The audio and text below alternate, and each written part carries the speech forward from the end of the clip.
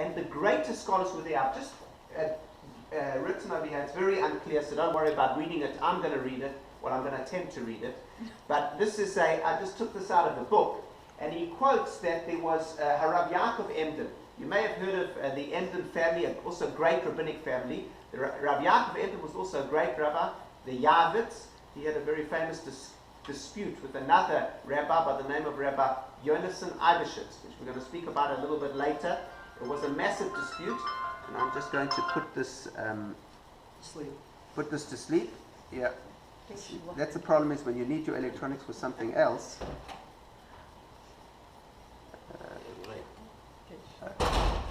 Tell her you'll call her back later. I'm going to show that. Yeah, I don't want to say that in public. Okay. Okay, power off. Okay. All right, so the Rabbi Yaakov Emden, who was a great scholar at that time, he writes this about Vilna. He writes, Chachamea anshe sheim muflaim v'gdolim. And he's speaking around the time of the Gaon of Vilna. He lived around the time of the Gaon of Vilna. He says, at that time, her wise sages were unbelievable. They were tremendous in the scholars of that time. Shelo mashu mitoch ol Beit HaMidrash HaGadol. They had apparently a big Beit HaMidrash in Vilna. I've never been to Vilna, I've never seen it, I didn't know about that. Don't know if it's still around, but they had some big Beit HaMidrash. And he says the scholars never left that Beit HaMidrash, that house of learning. Kol hayom v'chol halayla lo yechashu lilmod halacha u'psuchim. They never were silenced from learning law and verses day and night. And they never used to, some of these great sages in Vilna in the 18th century, that's what he's speaking about, they never used to sleep at home. They used to just sleep in the Beit HaMidrash, fall asleep and learn, and carry on learning, fall asleep and learn. This is what he saw going on in Vilna in the 18th century. And this is what Rabbi Yaakov Emden reports. So he says that they never slept at the home except on Shabbat and Yom Tov. On the nights of Shabbat and Yom Tov, they slept at home. I've tried getting away with that with my wife many times. Doesn't seem to work in the modern era. But anyway, Very good. for some unknown reason. Anyway, it's not recommended practice today, but apparently the great sages of that time, that's what they used to do. And then he says over here, Arayot Torah. In Torah there were lions. He uses that expression, beautiful expression. They were Arayot. When they came to Torah, there were lions. And then he says, Kulam zachu liyet moreh Rav Yisrael. They all merited to be great legal authorities in the Jewish people. So the Gaon had a great start. His father was one of the great rabbis of Vilna. His brothers were Talmidei Chachamim. He was from the descendants of the Bar-CHaim. He lives in a city which is full of Torah.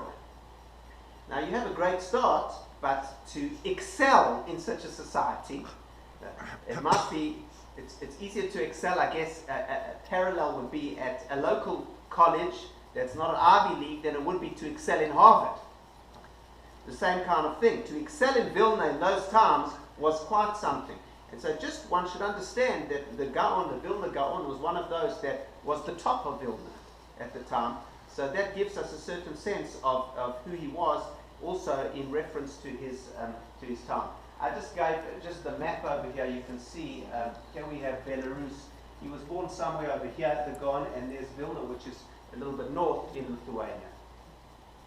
Okay, now let's start with his education. Not only did he have a good start, there were certain sages that there are certain people, it's a very interesting thing, that I don't know how exactly one describes it. There are some people that start off with average intelligence and become the greatest sages of Israel through mere effort. There are many like that.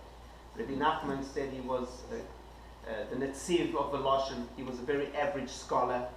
In fact, the Netziv, they tell the story that he overheard his parents one day. In those days, they could only afford one son to go to yeshiva.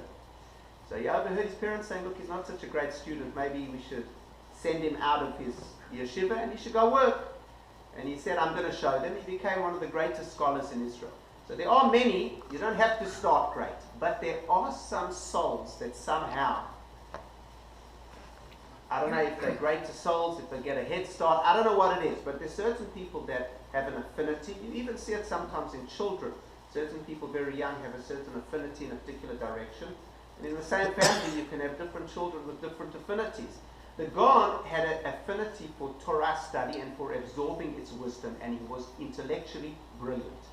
At 6.5 years old, he was giving a drasha, he was giving a class, a speech in the Beit HaMidrash in Vilna. They were so impressed with him that they brought him to the Av Beit Din for Sudash Nishit. They brought him to the head of the Beit Din of Vilna at that time, a great genius. And he asked him questions, and they said that he was responding, his questions and answers, his intellectual prowess was far, far beyond his years. He was like a senior student already. Tremendous, tremendous. He studied with a number of Av Beit Dins. He studied with great scholars. Now, he never went to any, first of all, in those days, even though they had schools of learning, there did not exist yet a great yeshiva gdola. Now, I want to just clarify something. When I say, today, when people say, especially in America, when people say yeshiva, they mean a Jewish day school is also yeshiva. I'm speaking now about a yeshiva gdola. Yeshiva gdola, I mean post-high school learning institution, a really advanced Talmudic learning institution. There were no huge formalized ones. People learned by their fathers, they learned by the rabbi of the city, in small groups. That was how things were really transmitted. There were no big institutionalized yeshivot. We're going to speak about that later. So he never went to such a thing. Until he was a teenager, he learned with these people, and apparently when he was in his early teens, he had achieved such great heights. And they say he knew the Zohar by the time he was 11, the Zohar inside out, back to front. And that's a very deep Kabbalistic work. He was clearly in a different league to the rest of normal humanity. And so he had a great start, he was in a great city, and he was a genius. And he was incredibly dedicated to his Torah studies. From then on, as I said, he was self-taught. We'll see that a little bit later. He married Hannah at the age of 18. And he said when she passed away that he owes everything to her and he could never write her praise. She is buried next to where he's buried in Vilna. Now, he left to travel. Different historians have different exact ages. Some say he went from 20 to 25. Some say he left from 28 to 30. There was a custom among certain sages at that time that they would go on wanderings throughout Europe alone. And there could have been many reasons for that. One reason could have been to strengthen the local populace. It could have been like a meditative self-growth experience that great sages went on. No, I don't know if anyone really exactly knows what it was about, but that was certain great people did that, and he did that from between 2 and 5 years. He went while he was still in his 20s, and that's clearly a unique thing to do, a relatively young person traveling around on their own and studying. Okay. Now, let's move on. Official community rabbinics.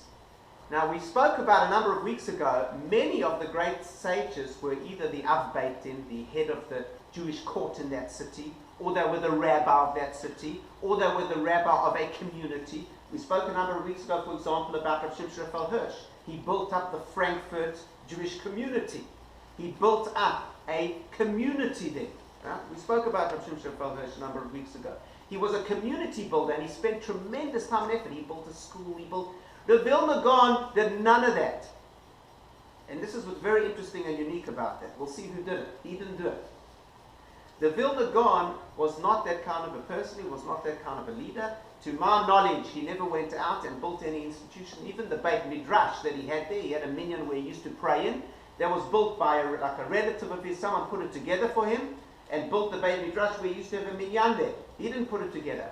In fact, the Vilna Gaon didn't want any position. He wasn't interested. He had no interest. He took it very literally when it says you should hate the rabbinate. It means you should hate authority. But he took it, the command in Pirkei Avot to hate authority, he took it very seriously, and he was very humble. And in fact, until he was older, he never even taught very much. He secluded himself for many